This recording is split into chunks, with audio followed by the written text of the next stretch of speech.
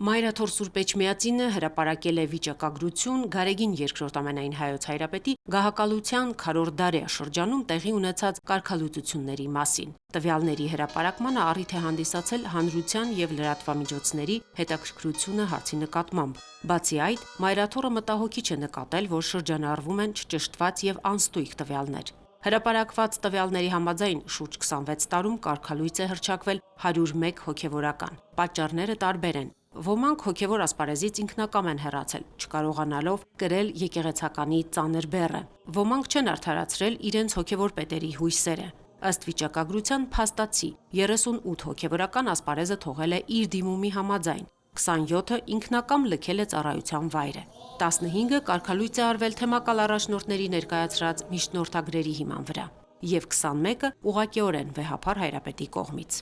Բացի այդ, 2011 թվականին Նորին Սրբության նախաձեռնությամբ ու տնօրինությամբ ստեղծվել է պարգևների շնորհման և կարգապահական հարցերի հանձնախումբ, որը քննում է հոգևորականների հետ առնչված նմանատիպ հարցերը։ Մայրաթոր Սուրբ Էջմիածինը նաև հրապարակել է հայոց հայրապետի գահակալության 26 տարիների ընթացքում ձեռնադրված հոգևորականների թիվը, որը աննախադեպ մեծ է։ Նորին Սրբության տնօրինությամբ ձեռնադրված 491 հոգևորական է այսօր ծառայում Հայաստանի և Սփյուռքի թեմերում։ Հայոց եկեղեցում ամեն տարի պարտադիր ձեռնադրություն է տեղի ունենում։ Այդպես է եկեղեցին հարստանում նոր սպասավորներով և այդպես է շարունակվում հայ եկեղեցու ծեսը և դարավոր ընթացքը։ Ձեռնադրությամբ հոգևոր ճանապարհ են սկսում դպիրներ, սարկավագներ, աբեղաներ, վարդապետներ և եպիսկոպոսներ։ Այս հարցը վեհափառ հայրապետի հատուկ ուշադրության ներքո է։ Նախորդ գրեթե մեկ դարում, հատկապես խորհրդային անաստվածության շրջանում, ոչ միայն եկեղեցիներ ու վանքեր են փակվել կամ խոնարհվել,